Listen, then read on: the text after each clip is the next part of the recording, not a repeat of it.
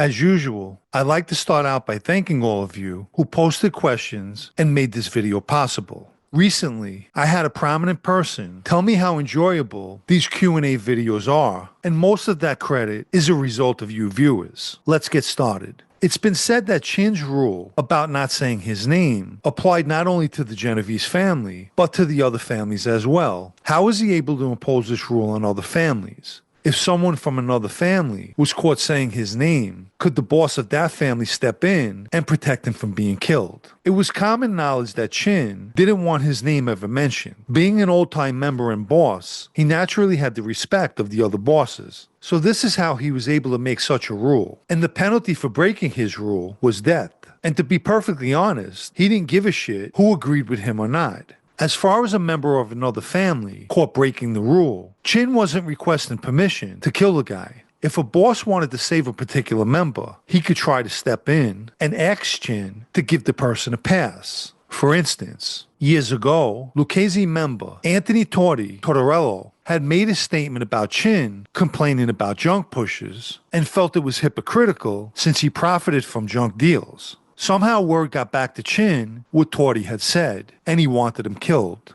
Vic and Gas were able to convince him to give Torty a pass with just a beating. Subsequently, Torty could be seen walking around the Lower East Side with a fake cast on his arm. 9 times out of 10, if it's left up to a family to administer a beating requested by another family, it never gets carried out.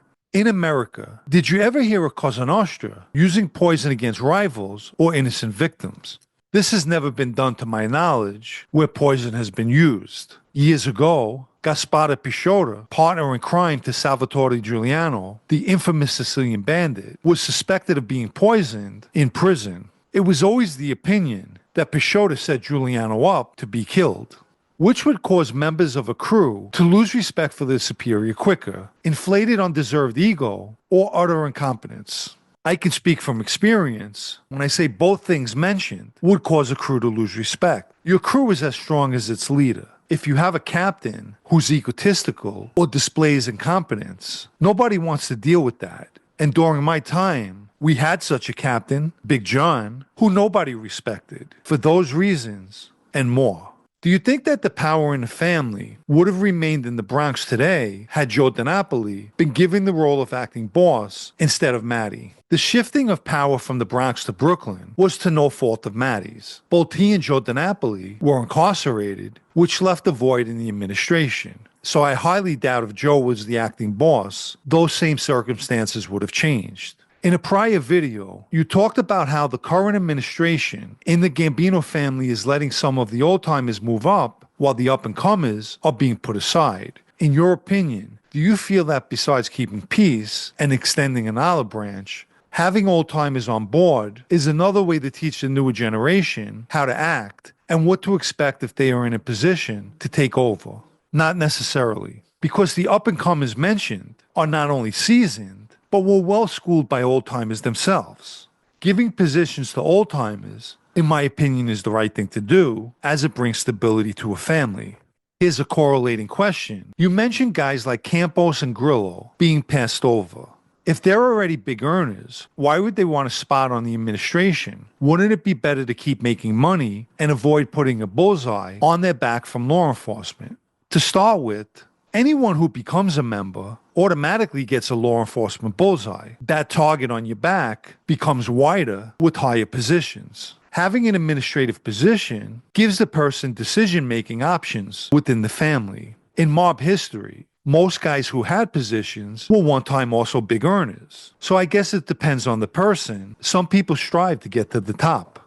Have cafes and soccer clubs replace social clubs as a place for members to socialize and conduct business. These same places also existed back when social clubs were a thing. So I don't believe they've replaced social clubs, but are more places where people go to gamble.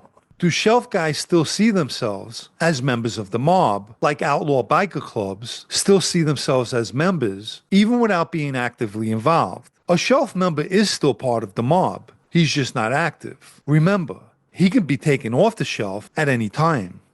This person essentially wants to know, when have guys who are not fully Italian become eligible for membership? And he mentioned various people who fit the description. In most instances, it all boils down to nepotism. He also mentioned guys in Philly who are only part Italian yet are inducted. I believe that in Philly, anything goes, and inducting part Italians is the least of it. Does the indictment of Georgie Nex Cipolla end his chance of becoming the acting boss or eventually the official boss? It definitely doesn't take those options off the table. It's a small setback, as he will most likely take a plea and do a little bit of time. As I've mentioned in my video covering the arrest, I believe once Ficamuso dies, Georgie Neck will become the official boss, unless he no longer wants the position and wants to remain a shadow boss. Given the last Lucchese, New Jersey bust, Operation Heat, took nearly a decade to settle from the original 2007 arrest, could we see something similar with Cipolla and the rest? Anything's possible when it comes to a case, especially when postponements take place. However, I don't believe this particular case will take a decade to be resolved.